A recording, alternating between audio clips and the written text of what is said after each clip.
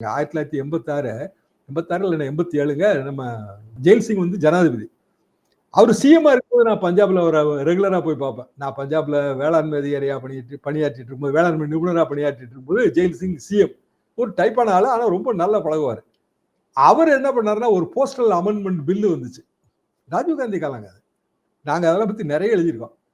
Postal amendment பில்லுல ஒரு சில ஐட்டங்கள் எதை வேணாலும் பிரிச்சு படிக்கலாம்னு இருந்தது. அது பிரஸ் ஃப்ரீடமுக்கு அகைன்ஸ்ட்னு நாங்க நினைச்சோம். அப்போ ஏகப்பட்ட கருத்துருவாக்கங்கள் பிரஸ் கவுன்சில் எல்லாம் கம்ப்ளைண்ட் கொடுத்தோம். ஜனாதிபதியில கொண்டு போய் மனு எல்லாம் கொடுத்துட்டோம். எல்லா மனுக்கெல்லாம் அனுப்புறோம். இங்க திரட்டி எல்லாம் கைது வேட்டையெல்லாம் நடத்தி அனுப்புறோம். 86 இல்லைன்னா 87 எனக்கு இயர் தான் மறந்துட்டேன். அப்போ ஜெயில் சிங்க்கு கோபம் என்னன்னா, அவருக்கு அவர் பிரசிடென்ட்டுங்க. 87ஓட பதவி காலம் முடியுது. அவருக்கு ராஜீவ்காந்தியை வந்து அவர் தான் பிரைம் மினிஸ்டரா ஆக்குறாரு. இந்திரா காந்தி அம்மா 84 மரணம். ஜெயில் சிங்கோட ஆதரவு இல்லாம வந்து டக்குன்னு அவர் பிரைம் மினிஸ்டர் ஆயிருக்க முடியாது. இவர் எக்ஸ்டென்ஷன் எதிர்பார்த்தாரு. அவரோட உள்நோக்கத்தை சொல்றேன். பிரசிடென்ட் தான் உள்நோக்கம் இருந்துச்சானா.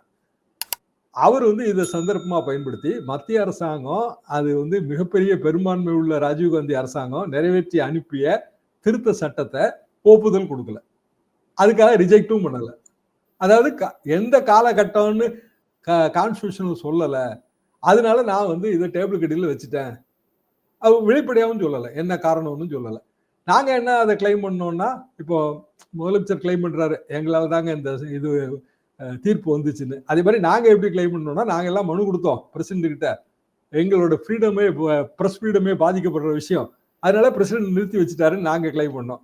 பிரசிடென்ட் என்ன மனசுக்குள்ள நினைச்சிருப்பாருன்னா, எனக்கு எக்ஸ்டென்ஷன் கிடைக்கல, அதனால நான் நிறுத்தி வச்சேன்னு அவர் நினைச்சிருப்பாரு. இல்ல தர்ம சங்கடப்பட்டது யாருன்னா ராஜீவ்காந்தி தான், பிரதமர் ராஜீவ்காந்தி. அது கடைசி வரைக்கும் நடக்கலைங்க. அது அப்புறம் அவர் காலம் முடிஞ்சது. அதுக்கு பிறகு வந்து பிரசிடென்ட் வந்தவர் அவரை ராஜ்யசபாக்கு திருப்பி அனுப்புனாரு. அது பில்லு செத்து போச்சு. கடைசியில பார்த்தா இப்போ போன வருஷம் இதே மோடி கவர்மெண்ட் அதே மாதிரியான ஒரு சட்டத்தை எடுத்தாங்க. அது இந்தியன் போஸ்டல் ஆக்ட், அது பிரிட்டிஷ் காலத்து ஆக்ட்.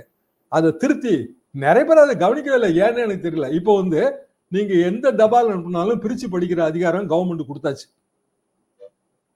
ஃப்ரீடமே கிடையாது இப்போ.